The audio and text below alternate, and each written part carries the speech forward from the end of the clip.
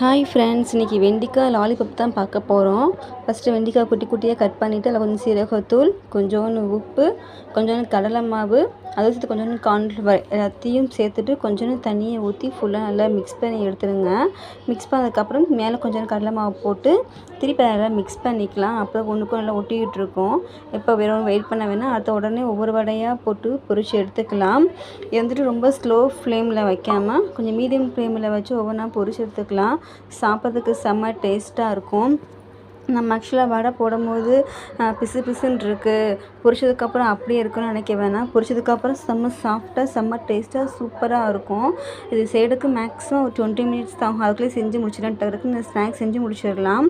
சும்மா வெண்டைக்காய் பொரிச்சு கொடுத்தா குழந்தைங்க சாப்பிட மாட்டாங்க. இந்த மாதிரி ரெடி பண்ணி கொடுத்தா சூப்பராக சாப்பிட்ருவாங்க. சாஃப்டாகவும் இருக்கும். இப்போ அது மேலே வந்துட்டு ஒவ்வொரு ஸ்டிக்காக வச்சு அழகாக லாலிபப் மாதிரி சாப்பிட்றலாம். பிடிச்சிருந்துச்சு சப்ஸ்கிரைப் பண்ணிக்கோங்க. Thank you so much friends.